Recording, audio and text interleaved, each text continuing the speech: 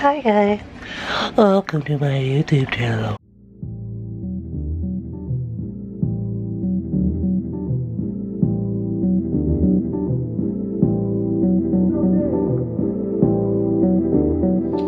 Hello. Today we are going down many rabbit holes. First thing I want to say real quick, get it out of the way, all my sources are down below. Go check them out if you care, if you want to, all right? The first thing we should discuss is, where did the coronavirus come from? What is it? Where did it come from? The virus was originally identified in Wuhan, China in December 2019. You've got people saying it came from the wet markets in China, from bats or pangolins, which we'll discuss. And then you've got people who say, came from a lab. It's a bioweapon. It's an attack. Starting with the most accepted theory, it is that it came from a wet market in China. Disclaimer, you might see some gross things that I'll be inserting right now.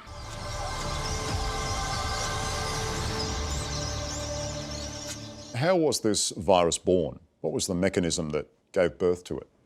Probably a zoonotic jump, that is from a small mammal, a bat. Does the virus transmit into humans through people eating these animals or just handling them? Probably the highest risk during the handling process, where you have animals under stress, therefore their immune system is down, and then through the handling process, including slaughter, that's when the highest risk of jumping from animal to humans would have occurred. Wild animals are slaughtered on site and sold for food. I think this is Mother Nature's revenge. These animals are never together in the wild and so are vulnerable to viruses carried by each other. In these terrible conditions, those viruses can pass to the humans who handle them. Pangolins. Now, if you've never heard of pangolin, join the club. I just found out about them. They're these very weird, scaly, alligatory, lizardy, weird kind of things. The suspicion is that in Wuhan, coronavirus crossed to humans from the most trafficked wild animal in the world, the pangolin. Pangolins have been high on the menu for a while. Whatever it was an animal. It jumped from an animal to a person. Hear me out. Some people say that coronavirus actually came from a lab, not the wet markets. The general theory is that this virus comes from a species of bat jumping over to humans, and that it all started in the seafood market at Wuhan, where wild animals are also kept and killed. But that theory is now looking very shaky. A scholar from the South China University of Technology recently published a paper saying, wait a minute. According to municipal reports and testimonies from 31 residents and 28 visitors, the bat was never a food source in Wuhan and was not sold in that market. In fact, the Lancet study confirmed that the first person to get sick had no connection with the market at all, although many, of course, later did. Let's look into the lab theory a little bit closer. There is a lab, the Wuhan Institute of Virology. This lab is a mere 900 feet away from the wet market that people believe coronavirus originated from. Let's talk about this Wuhan Institute of Virology. Is a lab certified BSL-4. This BSL-4 classification is for the highest level of dangerous pathogens. Listen to this. Over the past 10 years, Wuhan virologists have made numerous expeditions to collect viruses from different bat species. They go to these caves and they collect the viruses and the bats to analyze the viruses that they have. There is even an article that states that in mid-February, a researcher at the Wuhan CDC got attacked by a bat and was urinated on by a bat and had to quarantine themselves for 14 days. That bat researcher who got splashed is virologist Qian Zhanghua, who works at the Wuhan Center for Disease Control near the market and has collected bats for virus research. Now, promotional video on him suggests that it sometimes involved poor protection. But there is also another virus laboratory a bit further away from the market, which also worked on bat viruses. There's more. Regarding the lab leak, this is not the first time that a virus has leaked from a lab. SARS leaked from a lab. The director of the CDC in China resigned, along with other lower level officials, after a report by a panel of experts blamed China's outbreak of SARS on a series of flaws at the CDC's National Institute of Virology in southern Beijing. Chinese scientists also found that COVID-19 is at least 70% similar in genome sequence to SARS coronavirus. So, it's not the first time that a virus leaked from a lab. This virus is extremely similar to SARS, may even be from the same source. The lab in Wuhan, very close to the wet market, performed these studies on bats with the viruses. Would it be that far of a stretch to say that maybe the virus originated from the Wuhan Institute of Virology and not the Wuhan meat markets? Some people say this isn't just a lab, an accidental leak from a lab. There are some theories that this is a intentional bioweapon attack. A group of Chinese scientists in Canada were accused of spying and were stripped of their access to Canada's National Microbiology Labs, which is known to work on some of the most deadly pathogens. Manitoba RCMP confirmed it was called in by the Public Health Agency of Canada on May 24th. A spokesperson says the agency is investigating a policy breach. It's something CSIS has already warned about. Canada is facing threats from foreign espionage. Dr. Zhang Chu has been recognized by the Governor General's Innovation Awards. She and the team at the National Microbiology Lab have been praised for developing an Ebola vaccine. But just over a week ago, Chu, her husband, and her students from China were evicted from Canada's only Level 4 lab, their security access revoked. We're getting this from sources who work at the lab, but who don't want to be identified for fears they'll be punished. They say this is coming just months after IT specialists entered Chu's office after hours and replaced her computer, and her superiors stopped authorizing work trips to China. Dr. Francis Boyle, the creator of the Bioweapons Act, also claims that the coronavirus is an offensive biological warfare weapon with DNA genetic engineering. Let's talk a little bit about the Chinese cover-up regarding the coronavirus, because this has fueled a lot of the people who believe that this was an intentional bioattack. Is the Chinese cover-up after the fact that this virus began to spread in Wuhan? Why did China wait weeks to tell the world about this new virus? Why did it punish local scientists who did try to warn us? And now there's something else. The head of this government laboratory in Wuhan, Xi Zhengli, was called in to investigate. The Scientific American reports, if coronaviruses were the culprit, she remembers thinking, could they have come from our lab? Well, later she posted on WeChat, I swear with my life, the virus has nothing to do with the lab. And I have no reason to say she's wrong. Unfortunately, I also have no reason to say she's right. I don't know. It is known and it is undisputable that the Chinese tried to suppress doctors and people from talking about this virus in the early stages. And one of the whistleblower doctors, he was silenced and then he ended up dying from the coronavirus after treating so many people who had it. This created unprecedented outrage in China. Unverified video appears to show whistles in Wuhan growing louder, but there's no guarantee the government is listening. In a country where dissent is rarely tolerated, consider this bold, blowing whistles to remember a whistleblower. Dr. Li Wenliang worked and died at this Wuhan hospital, a victim of the virus he dared to warn about before the government would. In a group chat in late December, Dr. Li warned of a SARS-like virus seen at the hospital. Chinese authorities were then still downplaying the new coronavirus, so police found the doctor and made him sign a letter admitting to spreading rumors online. His father now making this emotional plea. He was not spreading rumors. The virus was out there. I hope the government will withdraw the reprimand. What my son said is now proven to be true. On social media, Chinese users posting tributes to Dr. Li and unleashing what seems to be unparalleled online anger at the government. A lot of those posts were censored, and I'll insert some video clips here talking about it. My purpose is to make sure that all of this information is not lost or deleted. Voices like these from Chinese citizens are very rare. People who are willing to speak out about the government's attempts to control news about the deadly coronavirus. They ask to remain anonymous because what they're doing could put them and their families at great risk.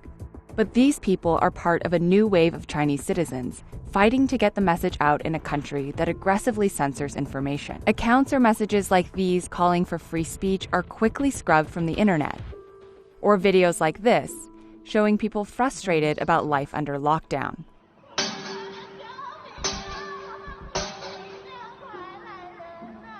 Posted online one day, but gone the next. Social media networks like YouTube, Facebook, and Twitter are blocked in China. But internet-savvy people use techniques that allow them to repost censored content to these platforms while staying under the radar of authorities. They're creating a visual archive by preserving videos like this one, showing overwhelmed hospitals. And they're reposting people's personal stories.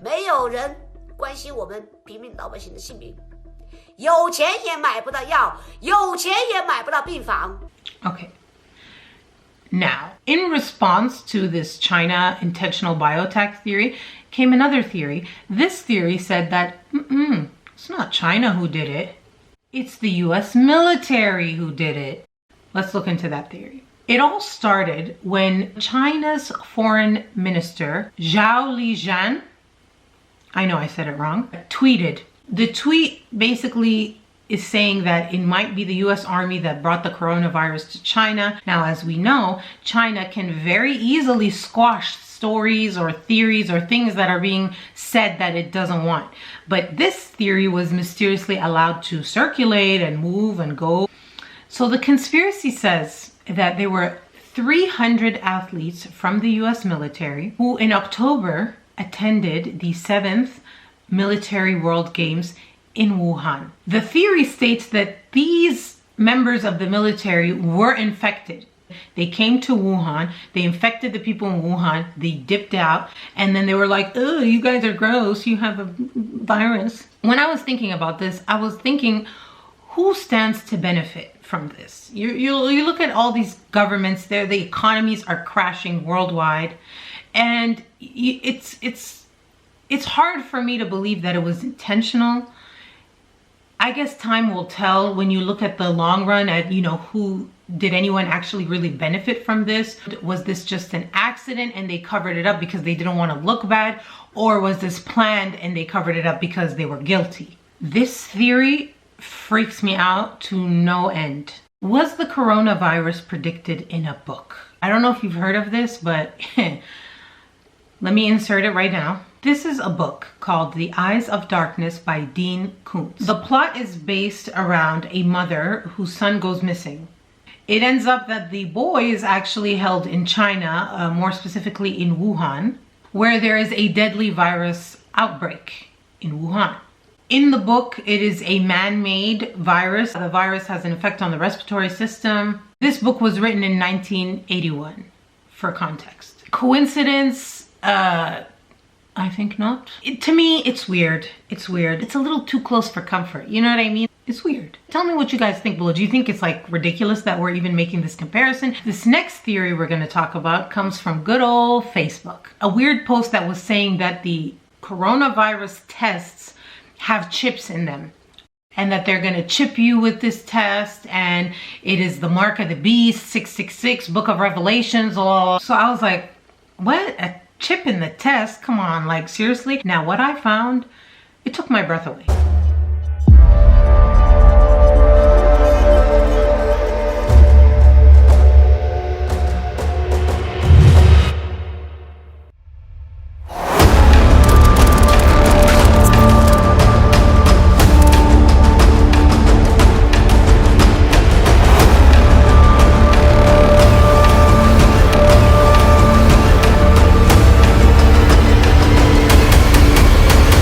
again, a little too close for comfort, and I might be overreacting here. 2 companies, one based in Singapore and one based in China, created a nucleic acid test chip for coronavirus and a bunch of other respiratory diseases, including SARS and MERS. It's not what people think where they insert the chip in you.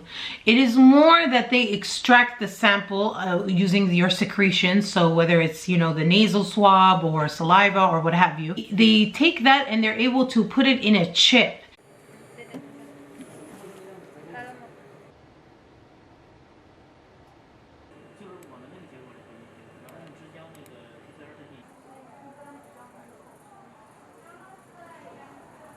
First, we get the patient sample, the swab, and we extract nucleic acid in that biosafety room, and we come here, mix the reagent, for example, the enzyme, primer, make them the master mixture, and put into that chip. And put the chip in the machine, then we can read the result. When it comes to the whole chip test thing, it's a little bit yes and a little bit no. The whole saying where there's smoke, there's fire. What you think is burning isn't necessarily what's on fire. You know what I mean? Coronavirus and 5G. Basically, 5G is actually what's causing the coronavirus. The symptoms are not necessarily of a virus, but of 5G. And the thing about 5G is that it is a much higher frequency than traditional 4G. 5G uses high-frequency waves that support faster speeds, but don't travel as far as current wireless frequencies. So instead of relying on large cell phone towers spread far apart, they need small cell sites that are much closer together.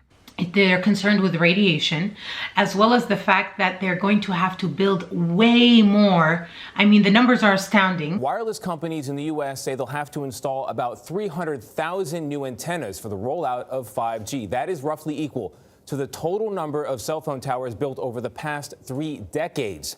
5G requires the installation of new equipment across the U.S. Every wireless company is working to build its own 5G network. Melissa Arnoldi leads AT&T's efforts. If you don't already have one of these in your neighborhood, they're coming. That's absolutely right. They're coming. Donna Barron is protesting plans to convert light poles in her Montgomery County, Maryland neighborhood into small cell sites. This will cause cancer. She was one of several people who raised health concerns at a government hearing last month. This stuff is untested on kids. Their safety is not certain. These untested technologies are, at this time, not ready to be unleashed. There was also a news story about children in a school that had a radio cell tower very, very close to it. An abnormal amount of children in that school were getting cancer. The phone company Sprint shut down a cell phone tower on the campus of a California elementary school after some parents said it may be linked to several recent cases of childhood cancer. Kelly Prime's son Kyle was just 10 years old when he was diagnosed with kidney cancer in 2016. 5 months later, Kyle's friend and classmate Mason Ferrulli developed brain cancer. 2 more kids at the school were diagnosed this year. The moms believe the recent increase in cancer cases could be caused by radiation from radio frequency, or RF waves, coming from this cell tower located on the elementary school campus. It is classified as a possible carcinogen. That tells us that there is some evidence out there. Let me just ask you flat out. Does Sprint believe that tower could be causing cancer?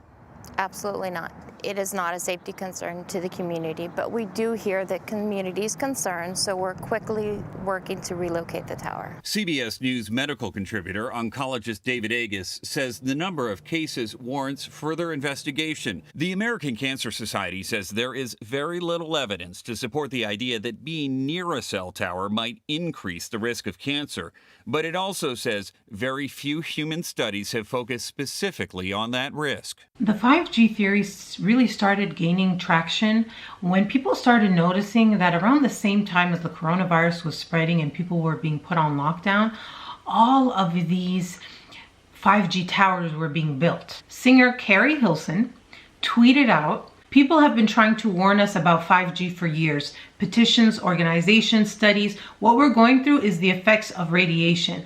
5G launched in China November 1st, 2019. People dropped dead." Even in the UK, there was a huge thing to where the government even had to respond to the whole 5G coronavirus connection. That's just nonsense. Dangerous nonsense as well. And I'm hand over to Steve to say a little bit more about the vital importance of knocking down this rubbish. Yes. So the 5G story is complete and utter rubbish.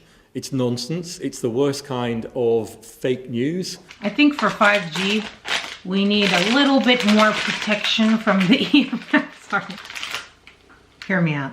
A lot of these conspiracy stories started when there were videos of people just dropping dead in China. I looked, but I couldn't find the exact video. I found a video of a doctor, a Chinese doctor who like hadn't slept in a really long time and he was like collapsing. But I didn't find a video that specifically said like from the 5G tower or from the coronavirus, like just people just collapsing and dying.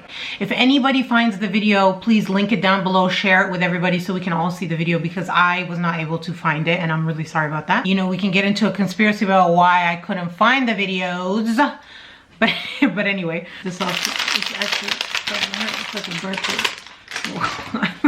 My mental state. Okay. Iran is one of the most hardest hit with the coronavirus. They have like a huge number of infected and a huge ratio of the people who are infected that are dying, and they don't have 5G. So some people are like debunking this 5G thing. People go on to explain that even though 5G has a higher frequency, it is a different wavelength, and that the wavelength is what you need to be concerned about. There's ionizing and non-ionizing wavelengths, and the one that's dangerous is the one that removes an ion and kind of messes with the system and can create cancer and all that kind of stuff. The people who are proponents of 5G explain that it is not at a dangerous wavelength, and therefore there's nothing to worry about. I'll show a video here which talks about the radiation levels of 5G. In the middle of George Street, Sydney. Wow. Is it? Is it? Oh my God. Hello Telstra, how you doing?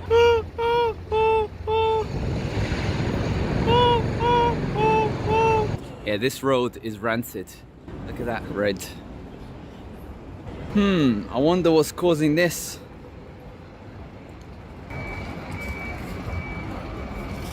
Yowzers. Yowzers.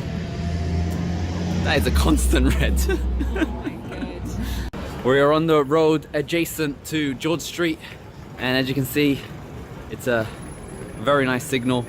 And as you can see, there's nothing on the lampposts. This is my AC Wi-Fi router, and at 2 meters away, it's on 2 or 1 green bar. If I go in for it to be 1 meter away, you can see that it jumps up, but it's still in the green, and maybe 1 yellow bar at most. If I go in really close, about 10 centimeters away, that's where I get to the red danger zone levels. And even at that, it's still lower than Sydney levels. So living in Sydney is like living constantly 10 centimeters away from your Wi-Fi router.